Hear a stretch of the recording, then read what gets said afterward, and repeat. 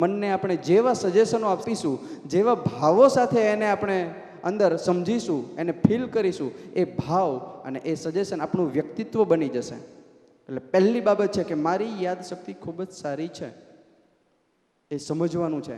અને એ થશે, એ જાગૃતતાથી સમજવાનું છે. જો એમના ઉપર છલ્લું નથી કહી દેવાનું તમારી યાદશક્તિ ખરાબ હોય તેમ છતાં આપણે એમ કહીએ કે મારી યાદશક્તિ ખૂબ સારી છે, મારી યાદશક્તિ ખૂબ સારી છે, મારી યાદશક્તિ ખૂબ સારી છે, તો એમ યાદશક્તિ ન વધે. પરંતુ યાદ રાખો અને અંદરથી મોટિવેશન મળે, અને એ પછી જ્યારે પણ મોટિવેશન મળે ત્યારે કહો મારી યાદશક્તિ ખૂબ સારી છે. પ્રશ્નનો જવાબ આવડે તરત જ તે મનને સજેશન આપો કે મારી યાદશક્તિ ખૂબ સારી છે, અને આ વિશ્વાસ નામનું તત્વ મનની અંદર ઊભું કરો. બીજું છે હકારાત્મક વિચાર અને અભિગમ. ટ્રેનિંગ પ્રોગ્રામની અંદર 3 દિવસ માત્ર આના ઉપર હું ટ્રેનિંગ આપું છું, હકારાત્મક વિચારો અને અભિગમ ઉપર, કેવા વિચારો કરવા. પરંતુ અહીંયા મારે તમને ટૂંકમાં સમજાવવું હોય હકારાત્મક વિચારો અને અભિગમ, તો એક ઉદાહરણ દ્વારા હું સમજાવી શકું કે હકારાત્મક વિચારો અને અભિગમથી શું ફેરફાર થાય છે. યાદશક્તિને રિલેટેડ વિચારોના માધ્યમથી પણ યાદશક્તિને ખીલવી શકાય છે, અને આપણે જેવું વિચારીએ છીએ એવું જ આપણી સાથે થતું હોય છે. Anything a human mind can believe and conceive it can achieve. એટલે કે માણસનું મન, માનવનું મન જે કંઈ વિચારે છે અને જેમાં એ માને છે, માન્યતા જેમાં એ માને છે, એ દરેક બાબત એ મેળવી શકે છે. તો એવા સમયે આ વિચારોનું ખૂબ જ મહત્વ છે, અભિગમનું પણ એટલું જ મહત્વ છે. આપણો કેવો અભિગમ છે એના માટે હું એક ઉદાહરણ આપીશ અભિગમ માટે. કે એક પિતાના 2 દીકરા હતા. એક દીકરો ભણી ગણી ખૂબ આગળ વધ્યો, ડૉક્ટર બન્યો. એક દીકરો છે ખોટા રસ્તે ચડ્યો, દારૂ, જુગાર, વ્યસન, જુદા જુદા ખોટા રસ્તા, કામ કરે નહીં. એની પત્ની કામ કરે તો એ પૈસા લઈ લે ને એનો દારૂ પી જાય, ઘરમાં ખાવા પીવામાં પણ તકલીફ પડતી. આટલી ખરાબ પરિસ્થિતિ. અને બીજો છે ડૉક્ટર બનેલો, સુખી અને સારું એવું જીવન જીવતો. એક જ પિતાના 2 દીકરા. બંનેના ગુરુ પણ એક હતા. પિતા મૃત્યુ પામેલા. ગુરુ ત્યાં આવે છે ત્યારે પૂછે છે ગુરુ કે આટલું બધું જીવનમાં પરિવર્તન, એક જ બાપના 2 દીકરા. અને એ સમયે ગુરુ પહેલા આ જે બગડેલો દીકરો હોય છે એને પૂછે છે કે બેટા બેસ મારી પાસે, બતાવ મને કે તું આવા ખોટા રસ્તે શા માટે ચડી ગયો. એને જવાબ આપ્યો કે મારા ઘરમાં મારા પિતા રોજ સાંજે દારૂ પીને આવતા, એ મારી મમ્મીને મારતા. અને ઘરનું વાતાવરણ જો આટલું નકારાત્મક હોય, આવું નેગેટિવ હોય, તો તમે મારી પાસે બીજી કઈ આશા રાખી શકો. જેવા મારા પિતા છે એવો હું છું. એના મોટા દીકરાને પૂછ્યું કે બેટા તારું આટલું સહજ, સરળ અને સુખી જીવન છે, એના પાછળનું રહસ્ય શું છે? તો એ મોટા દીકરાએ એ જ જવાબ આપ્યો કે મારા પિતા દરરોજ સાંજે દારૂ પીને આવતા અને મારી મમ્મીને મારતા, અને એ હું સહન કરી શકતો નહીં, મને ગમતું નહીં, મને એ જીવન ગમતું નહોતું. એટલા માટે હું આ સારા રસ્તે છું. એક જ ઘટના અને 2 દ્રષ્ટિકોણના કારણે મંજિલ પણ, આ અભિગમના કારણે મંજિલ જુદી જુદી છે. એકનું ચિત્ર તમે જોઈ શકો છો કે દારૂડિયો, વ્યસન, જુગાર, ઘરમાં કંકાસ, ઝઘડા વગેરે વગેરે. અને બીજું જીવન તમે જોઈ શકો છો સુખી જીવન છે, સમૃદ્ધ જીવન છે, સફળ જીવન છે. તો આપણે કેવો અભિગમ કેળવવો જોઈએ એ આપણી દ્રષ્ટિ ઉપર આધાર રાખે છે. અને એના માટે યાદશક્તિની અંદર પણ આ અભિગમ કેવો આપણે કેળવીએ છીએ એના ઉપર આધાર રાખે છે. આપણા હાથમાં પુસ્તક આવે ને એટલે પહેલો વિચાર આવે, પહેલો પ્રશ્ન જોઈએ એટલે પહેલો વિચાર શું આવશે? ઓહ, આવડો મોટો પ્રશ્ન, હું ક્યારે આને યાદ રાખીશ? બાપ રે, બંધ કરીને મૂકી દઈએ છીએ.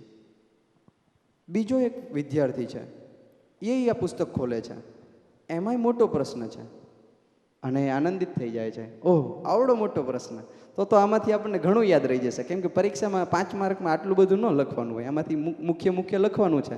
આવડો મોટો પ્રશ્ન આપ્યો છે તો યાદ રાખવું સહેલું થઈ જશે.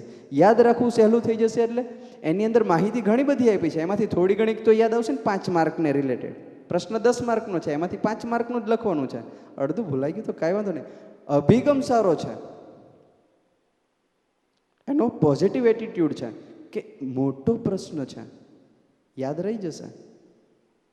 તો અભિગમ છે, એને આધારે આપણે યાદશક્તિને વધારી શકીએ છીએ.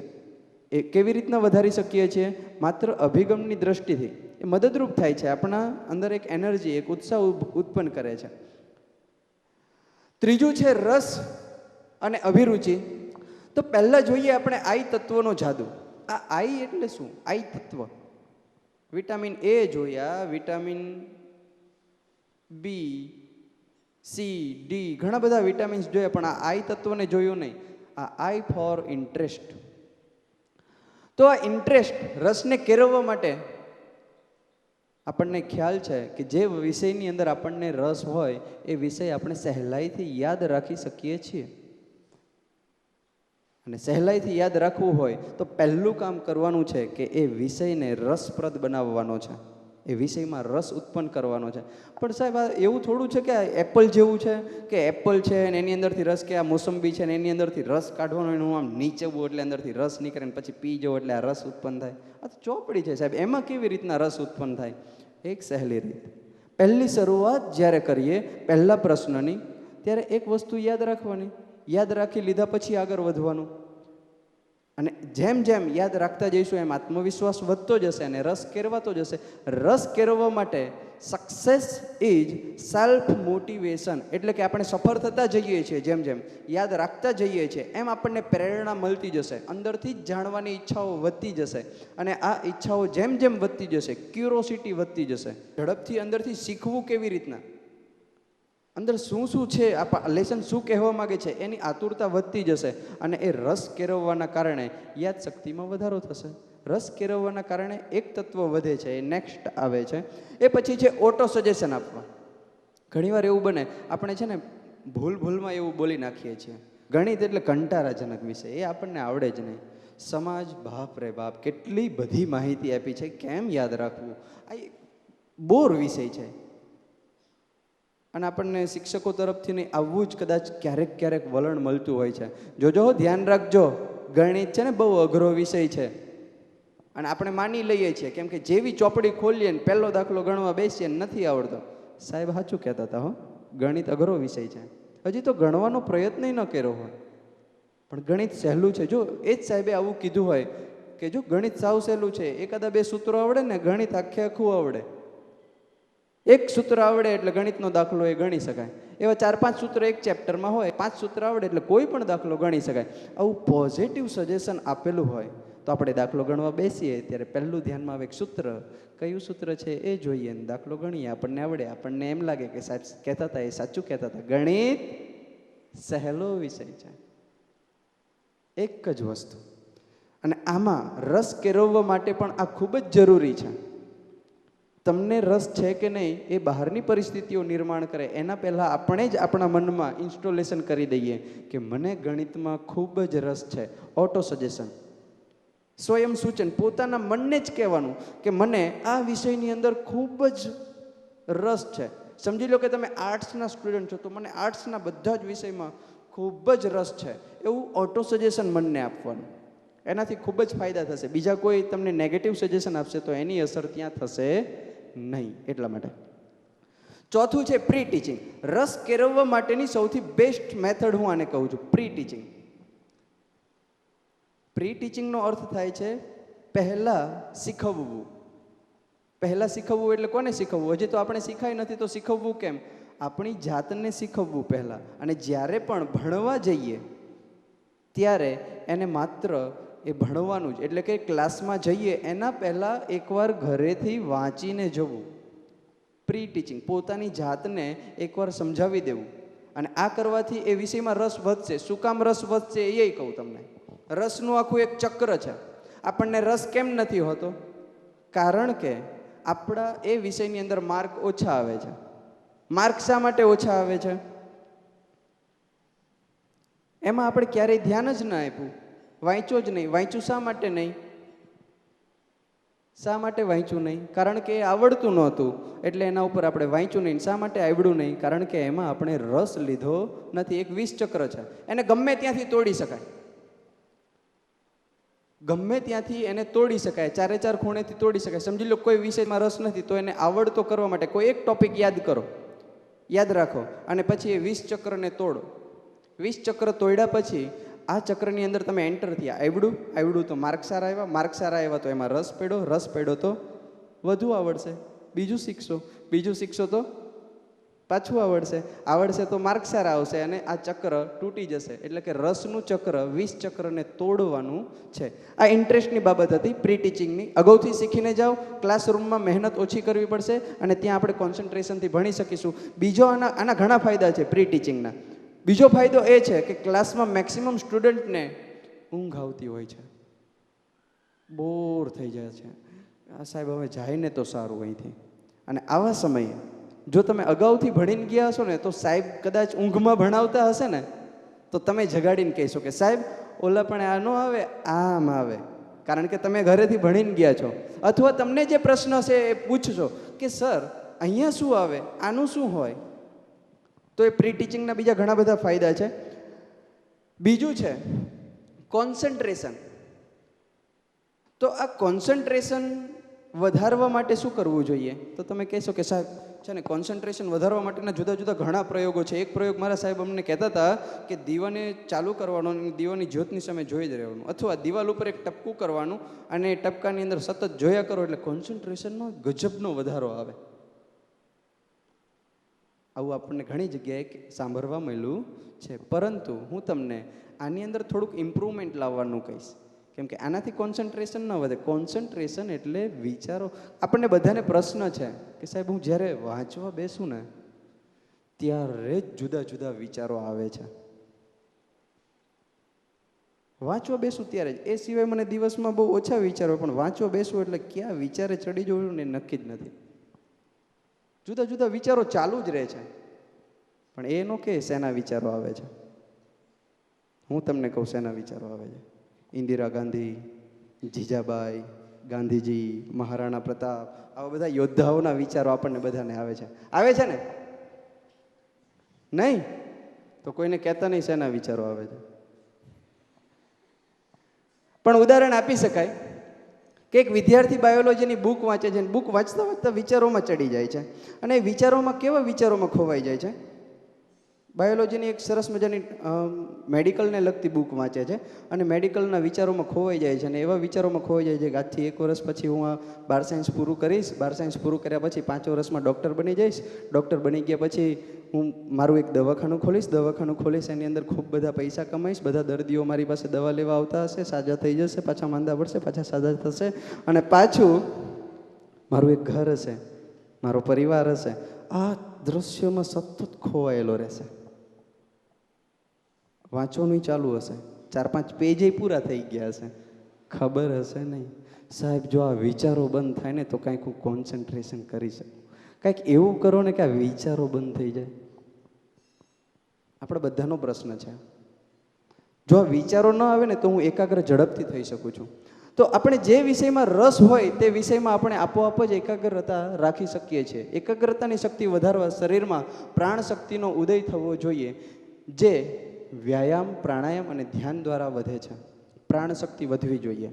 અને આપણા મનના વિચારો માટે પણ એક પદ્ધતિ છે, એ છેલ્લી 20 મિનિટમાં હું તમને કરાવડાવીશ. નિરીક્ષણ.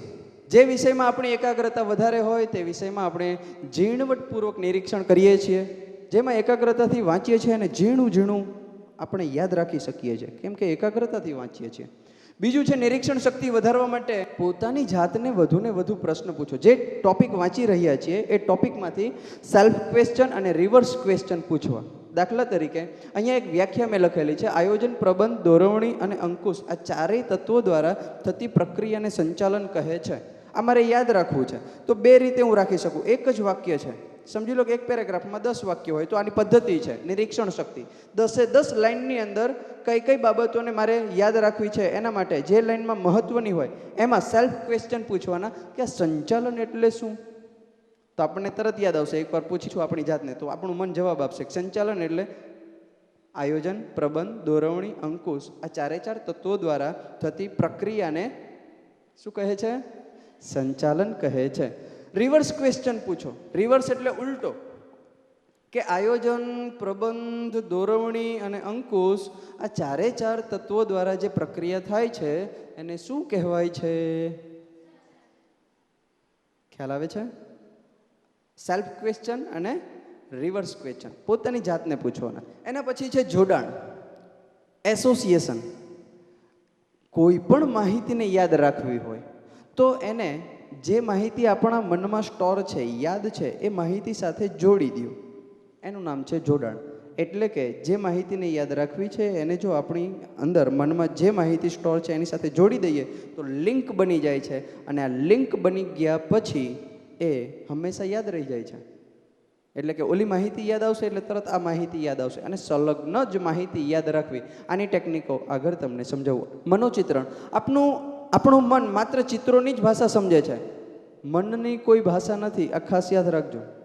એ ઇંગ્લિશ, હિન્દી, ગુજરાતી, એ આ બધી લેંગ્વેજ છે, એ બધી લેંગ્વેજ નથી જાણતો. એ બધી લેંગ્વેજ જાણે છે, અને માત્ર આ એક ભાષા જાણે છે, સમજે છે, અને એ છે ચિત્રની ભાષા.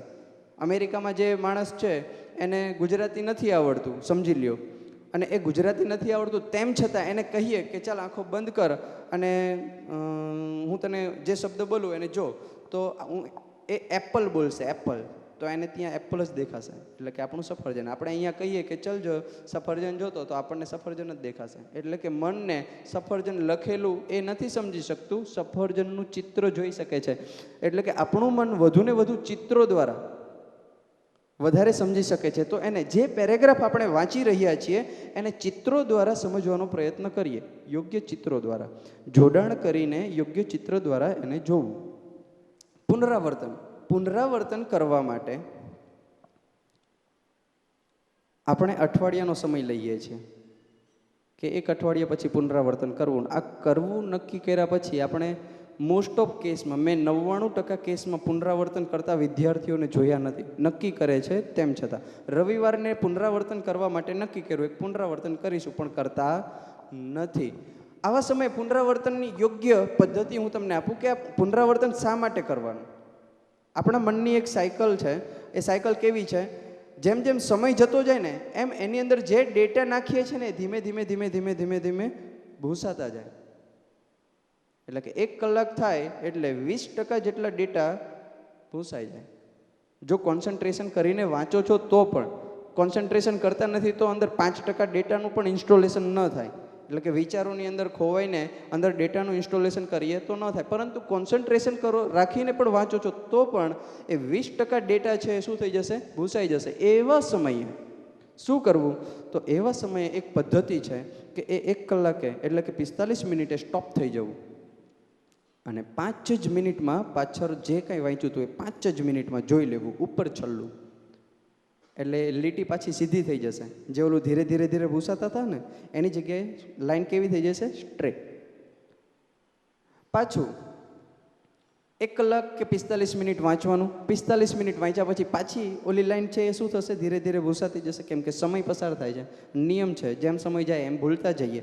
એને સીધી કરવી છે. પાછી 5 જ મિનિટની અંદર એ લાઈનને સ્ટ્રેટ કરી નાખવાની, એટલે કે રિવિઝન કરી લેવાનું. 5 જ મિનિટ, 45 મિનિટ વાંચો, 5 મિનિટ રિવિઝન, અને બીજી 5 મિનિટ બાકી છે ને, 10 મિનિટ બાકી છે 1 કલાકમાં. 1 કલાક વાંચવું છે તો 10 મિનિટ શું કરવું? તો એ 10 મિનિટનું પ્લાનિંગ આપણે આગળ જોઈએ. 45 મિનિટ વાંચવાનું, 5 મિનિટ રિવિઝન, 10 મિનિટનું પ્લાનિંગ આગળ જોઈએ. ઓકે. અજોડ બાબતો આપણને બહુ યાદ રહી જાય. સમજી લ્યો કે અહીંયા આયોજન કર્યું છે ને એક ભાઈ અહીંયા લેક્ચર લેવા આવવાના છે, અથવા સ્કૂલની અંદર પહેલા જ દિવસે તમે એન્ટર થાવ છો સ્કૂલમાં અને ક્લાસમાં બેસો છો. ક્લાસની અંદર એક શિક્ષક તમને ભણાવવા આવે છે, પરંતુ એ માત્ર 3 જ ફૂટના છે અને એમને પાછું હેલ્મેટ પહેરેલું છે અને ભણાવવા આવે તો હાસ્યાસ્પદ છે ને. આખી જિંદગી ભૂલાઈ શકે એ બાબત? ન ભૂલાઈ શકે. પછી અમિતાભ બચ્ચનનો અવાજ છે, અજોડ છે, એ અવાજને ન ભૂલાઈ શકાય. પછી અમુક પ્રકારના આકાર, વિચિત્ર આકાર, કદ, દેખાવની દ્રષ્ટિએ વિચિત્ર હોય કે અજોડ હોય કે જરા હટકે હોય, એવી બાબતોને આપણે ઝડપથી યાદ રાખી શકીએ છીએ. એવી જેટલી બાબતો છે એ ઝડપથી આપણને યાદ રહે છે. તો આપણા ડેટાને આવું યુનિક બાબત કેમ બનાવી શકાય એનું થોડુંક વિચારવાનું છે. હમણાં તમને પ્રેક્ટિકલ કરાવડાવું એટલે ખ્યાલ આવશે. સ્વાસ્થ્ય, હેલ્થ, હેલ્થ પણ ખૂબ જ અગત્યનું છે. હેલ્થ શું છે? તો હેલ્થની અંદર પહેલી બાબત કે શરીર અને મન આ બેનો સમાવેશ થાય. શારીરિક સ્વાસ્થ્ય અને માનસિક સ્વાસ્થ્ય. આપણે મોટા ભાગે આપણા શરીરની તકલીફો વિશે જાણતા હોઈએ છીએ, કેમ કે એને અનુભવી શકીએ છીએ. દુખાવો છે, માથું દુખતું હોય કે પછી પગ દુખતો હોય, જે કાંઈ દુખાવો છે ને એના ઉપર આપણું ધ્યાન સૌથી વધારે હોય છે. પણ માનસિક તકલીફ આપણને કોઈ થાય ત્યારે આપણે એના ઉપર બિલકુલ ધ્યાન આપી શકતા નથી કે હું અત્યારે નેગેટિવિટી તરફ જઈ રહી છું, કે હું અત્યારે મારા મનની અંદર નેગેટિવ લાગણીઓ ઉદ્ભવી રહી છે, એ આપણને ખ્યાલ હોતો નથી. એટલા માટે માનસિક સ્વાસ્થ્ય પણ ખૂબ જરૂરી છે. શું તમે ક્યારેય કોઈના ઉપર ગુસ્સો કરીને આવ્યા હોય અને વાંચવા બેસો તો વાંચી શકશો? તમારા મનની અંદર જુદી જુદી કેટલાય પ્રકારની કામનાઓ અંદર હોય કે આ વસ્તુ ખરીદવી છે, પહેલી વસ્તુ ખરીદવી છે, ત્યાંથી પહેલું લાવવું છે, ફલાણું લાવવું છે, આમ કરવું છે, તેમ કરવું છે, ને આ બધા વિચારો સાથે તમે વાંચવા બેસો તો વાંચી શકશો? લોભની વૃત્તિ જાગી ગઈ, પહેલી પાસે જે છે વસ્તુ નોટ, એવી નોટ મારે લેવી છે, કા એની પાસેથી એ નોટ પડાવી લેવી છે, એની પાસે 15-20 છે ને એક હું લઈ લઉં. અથવા કોઈ મટીરિયલ લાવે ને એટલે એ હું મટીરિયલ લઈને પછી જ વાંચું, એ જ મજા આવશે, મટીરિયલ બહુ સારું છે. લોભ જાગે. અને એ લોભ સાથે તમે તમારી ટેક્સ્ટ બુક વાંચવા લઈને બેસશો તો વાંચી શકશો? એટલે કે આ નેગેટિવ ફિલિંગ્સ એના સાથે જ્યારે જ્યારે વાંચવા બેસીશું ત્યારે આપણે વાંચી નથી શકવાના, અને આ ફિલિંગ્સને આપણે ઓળખી નથી શકતા. એટલા માટે એને રિમૂવ પણ કેમ કરી શકાય? તો એને રિમૂવ કરવા માટેની પણ હું એક પદ્ધતિ અહીંયાથી આપતો જઈશ. એક છે જ્ઞાનેન્દ્રિયોની શક્તિ.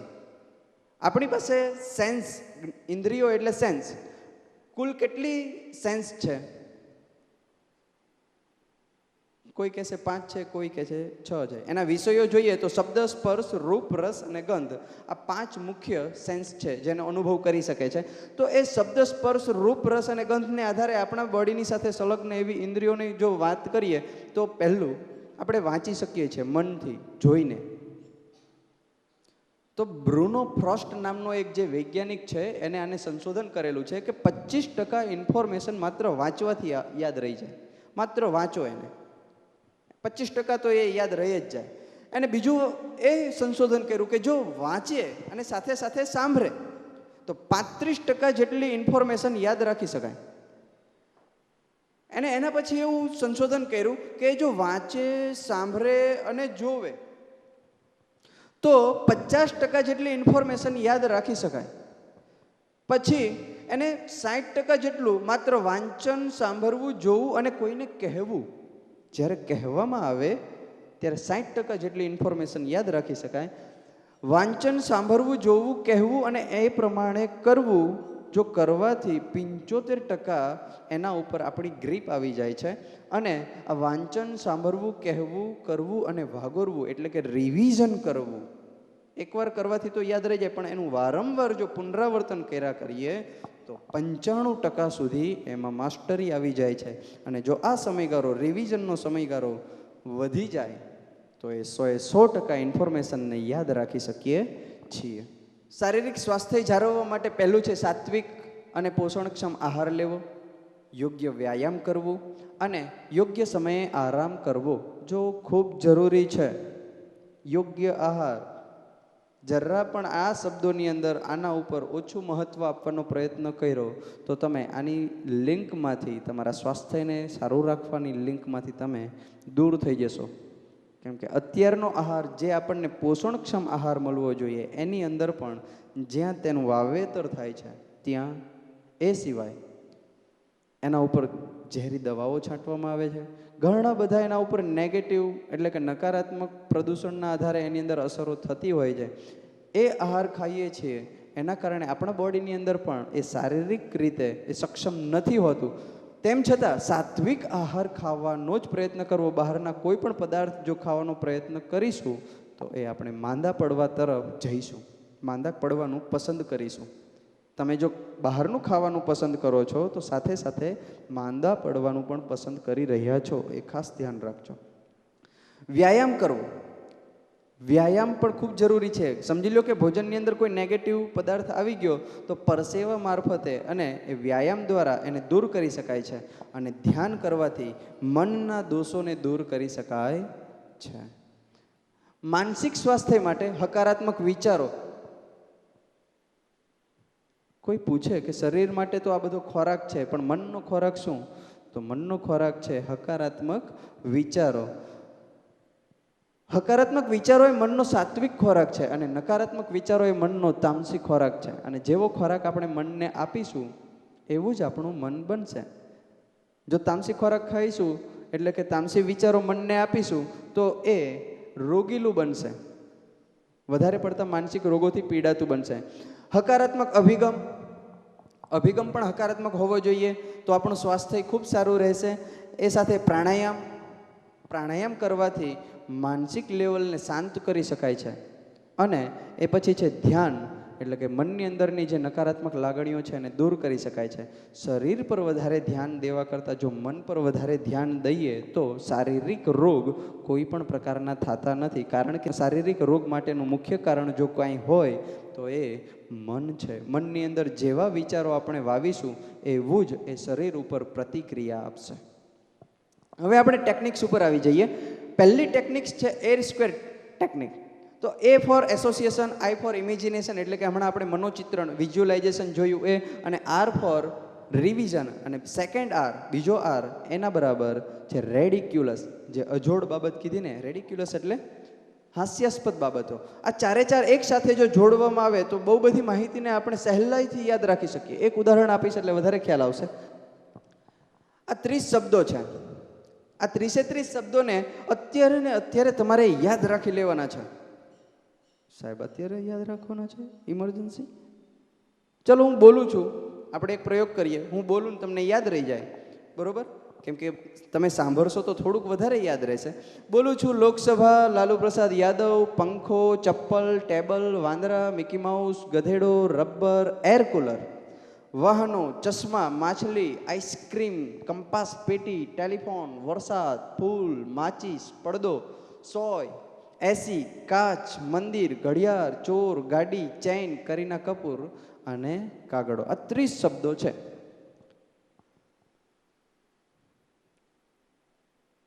તમને બધાને યાદ રહી ગયા હશે. ચાલો, કેટલાને 30 શબ્દો યાદ છે? નહીં? તો ચાલો હું તમને ટેકનિક શીખવાડું. અહીંયા ચારે ચાર, ઓલી જે 4 બાબત હતી ને એ 4 બાબત. પહેલું એસોસિએશન, ઇમેજિનેશન, રિવિઝન અને રેડિક્યુલસ. આ ચારે ચાર ટેકનિકનો આની અંદર એક સાથે સમાવેશ કરીએ. પહેલું શબ્દ છે લોકસભા. તો એસોસિએશન કરવાનું છે લોકસભા. હવે જો તમારી પાસે પ્રશ્ન હોય તો પ્રશ્નના એક શબ્દ સાથે એનું એસોસિએશન કરવાનું છે. અત્યારે કોઈ પ્રશ્ન નથી એટલે માત્ર પહેલો શબ્દ આપણો લોકસભા છે. એ લોકસભાને જ યાદ રાખવાનું. બીજો શબ્દ છે લાલુ પ્રસાદ યાદવ. તો લાલુ પ્રસાદ યાદવનું લોકસભા સાથે એસોસિએશન કરવાનું, ઇમેજિનેશન કરવાનું, રિવિઝન કરવાનું અને રેડિક્યુલસ બનાવવાનું. રેડિક્યુલસ એટલે હાસ્યાસ્પદ જોડાણ કરવું. કેવું? હાસ્યાસ્પદ જોડાણ. તો હાસ્યાસ્પદ જોડાણ શું કરીશું? લોકસભામાં લાલુ પ્રસાદ યાદવ ઊંધા માથે આવી રહ્યો છે. ઊંધો લાલુ પ્રસાદ યાદવ. હાસ્યાસ્પદ છે ને? ચિત્ર જોઈએ આંખોના પડદા ઉપર, ચિત્ર જ જોવાનું છે, આખું પિક્ચર જ બનાવવાનું છે. આ બુકની અંદર આનો ઉપયોગ કેમ કરાય એ તમને સમજાવીશ. આ જ ટેકનિક દ્વારા આખી બુક પેજ નંબર સહિત યાદ રાખી શકાય. લોકસભામાં લાલુ પ્રસાદ યાદવ ઊંધા માથે જઈ રહ્યો છે. આ લાલુ પ્રસાદ યાદવ હવે પંખો ચાલુ કરવો છે એને, એટલે પંખાની સ્વિચ પાડે છે પગથી. પંખાની સ્વિચ પાડી. પંખાની સ્વિચ પાડે છે તો એ પંખામાંથી ચપ્પલ પડે છે. જો એકબીજાનું એસોસિએશન કરું છું, ચિત્ર આપણે જોઈ રહ્યા છીએ, એ ચપ્પલને પણ જોઈ શકે છે. પંખામાંથી ચપ્પલ પડી રહ્યા છે. હવે લાલુ પ્રસાદ યાદવ ટેબલની નીચે સંતાઈ જાય છે. જેવા ટેબલની નીચે સંતાઈ જાય છે તો ટેબલ ઉપર વાંદરા આવી જાય છે. ટેબલ ઉપર વાંદરા આવી જાય છે તો એની અંદર એક મિકી માઉસ છે. આ મિકી માઉસ આ બધા વાંદરાને જાદુગર કરીને ગધેડા બનાવી દે છે. પછીનો શબ્દ ગધેડો હશે. આ ગધેડા રબરનો ચારો ચરે છે અને આ રબરને એક એર કુલરની અંદર રાખેલું છે. આ એર કુલર જેવું ચાલુ થાય છે કે તરત એમાંથી વાહનો નીકળે છે આ વાહનોને લાઇટની જગ્યાએ ચશ્મા ફિટ કરેલા છે. ચશ્મા, એ ચશ્મામાં ઉપર એક માછલી દોરેલી છે. આ માછલીઓ આઈસ્ક્રીમ ખાઈ રહી છે. હાસ્યાસ્પદ, આવું જ બનાવવાનું છે. અને એ આઈસ્ક્રીમ કંપાસ પેટીની અંદર છે. આ કંપાસ પેટી જેવી ખોલીએ છીએ કે એની અંદરથી ટેલિફોનની રિંગ વાગે છે. જેવી ટેલિફોનની રિંગ વાગે છે કે વરસાદ વરસે છે, પરંતુ વરસાદમાં પાણીની જગ્યાએ શું વરસી રહ્યું છે? વેરી ગુડ, તમને આવડી રહ્યું છે, બરોબર દિશા તરફ છો. એ ફૂલ વરસી રહ્યા છે, પરંતુ આ ફૂલ જેવા નીચે પડે છે શું બની જશે? અને આ માચીસ એક પડદા પર પડી રહ્યા છે. અને આ પડદો જે છે એની સાથે જેવા માચીસ પડે છે એટલે એક સોય એના ઉપર છલાંગ મારીને એને એટેચ ચોંટાડી દે છે. એની સાથે સોય છલાંગ મારીને માચીસને પડદા સાથે ચોંટાડી દેશે. એક સોય ભૂલથી એસીની અંદર વહી જાય છે. એસીની અંદર સોય વહી જાય તો એ એસી ચાલુ થઈ જાય છે, એમાંથી હવા નીકળે છે, એ હવામાંથી કાચ બની જાય છે. કાચ, અને એ કાચનું એક સરસ મજાનું મંદિર બની જાય છે. આ મંદિરની અંદર એક ઘડિયાળ લટકાવેલી છે. અને આ ઘડિયાળ એક ચોર લઈને ભાગી જાય છે. અને જેવો આ ચોર લઈને ભાગે છે અને ગાડીની અંદર મૂકે છે, તો ગાડીની અંદર કરીના કપૂર બેઠી હોય છે. એટલે કરીના કપૂરને એ ચોર છે એક ચેન આપે છે કરીના કપૂરને. અને એ કરીના કપૂરને જેવો ચેન આમ હાથમાં આપે છે, કરીના કપૂર કાગડો બની જાય છે ને ઉડી જાય છે. હવે હું તમને કહું, આ એકવાર બોલો, આ જ વસ્તુનું મનોચિત્રણ બીજી વાર કરો એટલે આ 30 શબ્દને તમે સિક્વન્સમાં બોલી શકો છો. અત્યારે તમને હું માનું છું ત્યાં સુધી 45 થી 50% કરતાં પણ વધુ માહિતી યાદ રહી ગઈ છે. હું તમને પૂછું કે ચલો મને બતાવો જોઈ ગધેડા પછીનો શબ્દ કયો છે, તો તમે કહેશો રબર, વિધાઉટ સી, એટલે કે ત્યાં જોયા વગર તમે કહી શકો છો કે એ રબર છે. હું કહું કે રબર પછીનો શબ્દ કયો છે? Air cooler. તમે બોલી શકશો, એટલે કે તમને એક શબ્દ યાદ આવશે તો એના પછીનો શબ્દ ઓટોમેટિક યાદ આવશે. એવી રીતના તમે ઇનવર્સ પણ તમે યાદ કરી શકો છો. ઇનવર્સ. આ માહિતી જ્યારે હું ડેમોન્સ્ટ્રેશન અમારા સેમિનારમાં આપું છું ત્યારે એક છોકરીને માત્ર 5 મિનિટ માટે બહાર લઈ જઈએ છીએ, એક છોકરા કોઈ વિદ્યાર્થીને, અને એને આ ટ્રેનિંગ આપીએ છીએ. એને આ 30 શબ્દ લાઈનમાં ઊંધા અને કોઈ પણ શબ્દ પછીનો શબ્દ પૂછો તો એ બોલી શકે છે. તો તમે પણ આવી રીતના આ ટેકનિકનો ઉપયોગ કરીને બુકમાંથી કોઈ પણ પેરેગ્રાફને વાંચી શકો છો અને એને સમજીને યાદ રાખી શકો છો. સાહેબ પેરેગ્રાફને તમે તો શબ્દો ન કીધા? હા, મેં શબ્દો કીધા, અત્યારે પેરેગ્રાફ બોલું છું. પરંતુ એક વાત કરી દઉં તમને કે દરેક પેરેગ્રાફમાં એક કી સેન્ટેન્સ હોય છે. કી સેન્ટેન્સ, કોઈ પણ એક પેરેગ્રાફનું એક કી સેન્ટેન્સ એટલે કે એક મુખ્ય મુદ્દો, મુખ્ય વાક્ય હોય છે. અને એ મુખ્ય વાક્યના આધારે એ મુખ્ય વાક્યમાં પણ કોઈ એક કી વર્ડ હોય છે, મુખ્ય શબ્દ. કીવર્ડ એટલે ચાવીરૂપ શબ્દ. આ ચાવીરૂપ શબ્દ જો યાદ આવી જાય તો મુખ્ય વાક્ય યાદ આવે, અને મુખ્ય વાક્ય યાદ આવી જાય તો પેરેગ્રાફને અનુરૂપ બધું જ યાદ આવી જાય. બુકની અંદર ઘણી બધી વાર પેરેગ્રાફને અનુરૂપ મુખ્ય વાક્ય હોય છે, એટલે આપણે એને પોઈન્ટ કહીએ છીએ. કોઈ એક પ્રશ્ન હોય તો એ પોઈન્ટ, પ્રશ્નની અંદર 5 થી 10 પોઈન્ટ આપેલા હોય. હું તમને એમ કહું છું 5 થી 10 નહીં, 50 પોઈન્ટ આપ્યા હોય તો આપણે એર સ્ક્વેરની ટેકનિક દ્વારા યાદ રાખી શકીએ ઇઝીલી. તો અહીંયા સમજી લો કે મેં એક ઉદાહરણ આપેલું છે. વિજ્ઞાનીઓ કહે છે કે જો આપણે આ રીતે અને આ માત્રામાં છેલ્લા 50 વર્ષથી કરીએ છીએ તેમ અંગારવાયુ એટલે કે કાર્બન ડાયોક્સાઇડ વાતાવરણમાં ઉમેર્યા કરીશું તો ઔદ્યોગિક ક્રાંતિ પહેલાંના સમય કરતાં એનો સ્તર બેવડો થઈ જશે.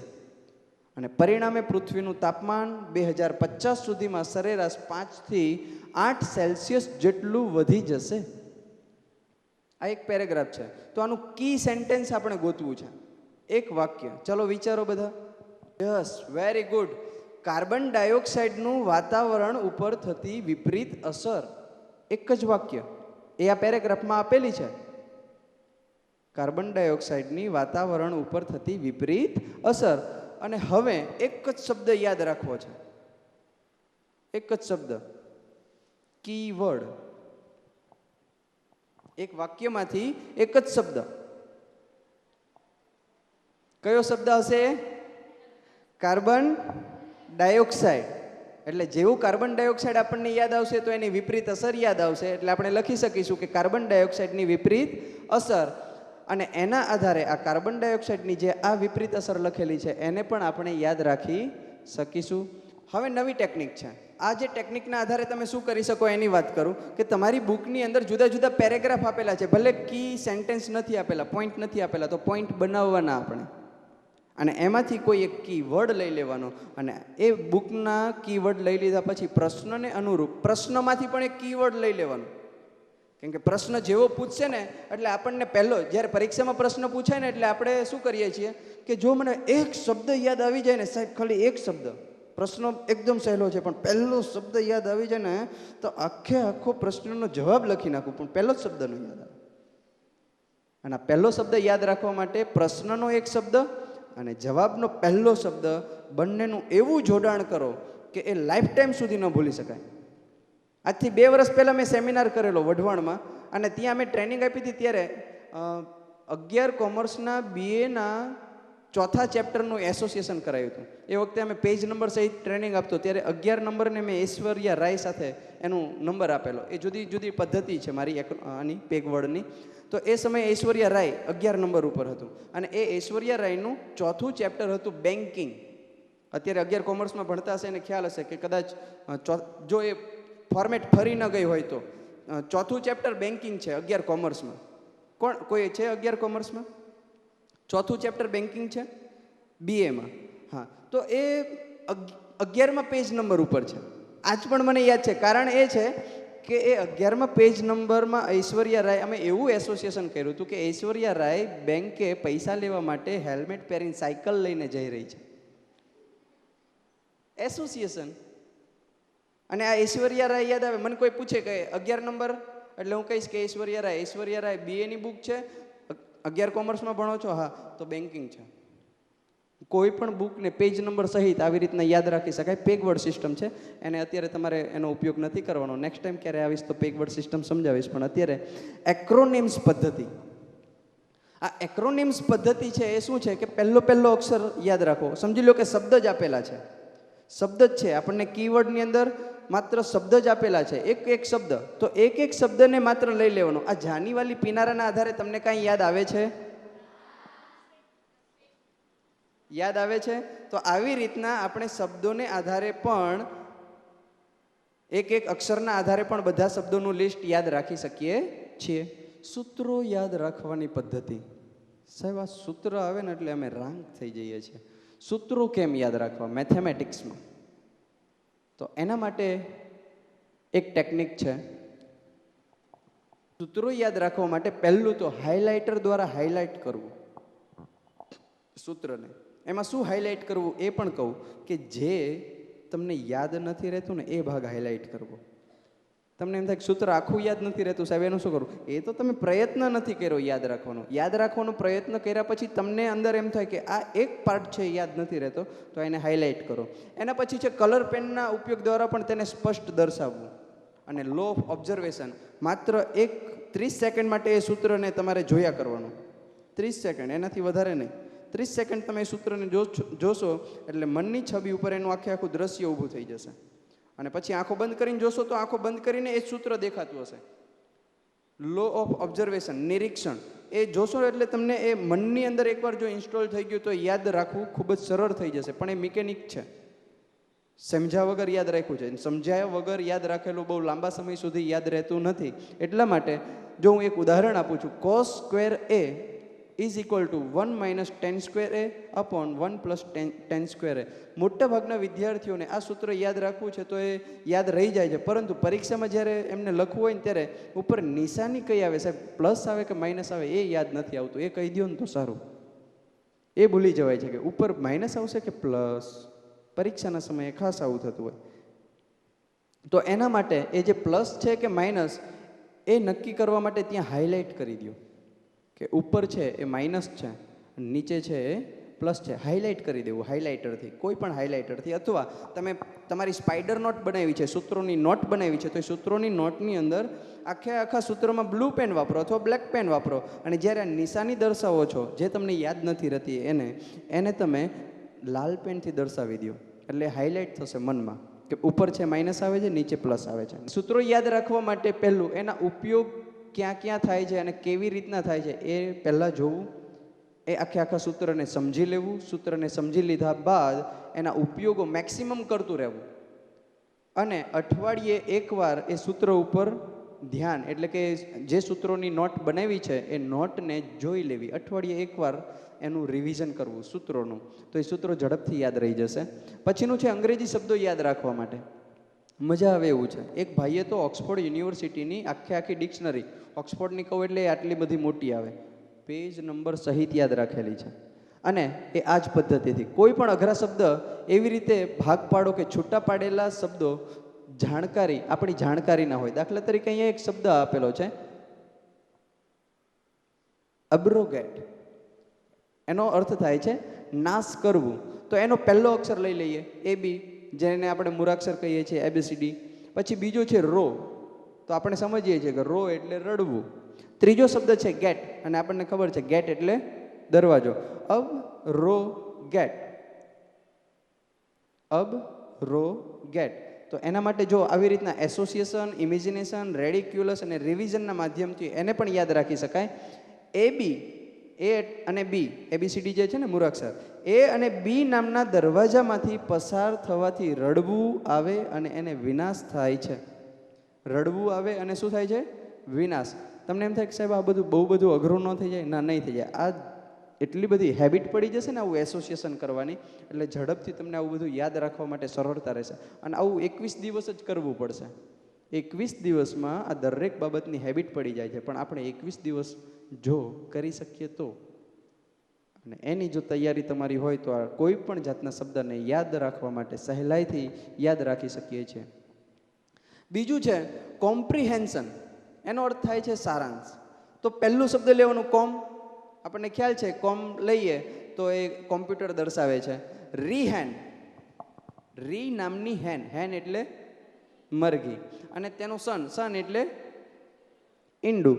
એસોસિએશન કરીએ કોમ્પ્રિહેન્શન અને સારાંશ.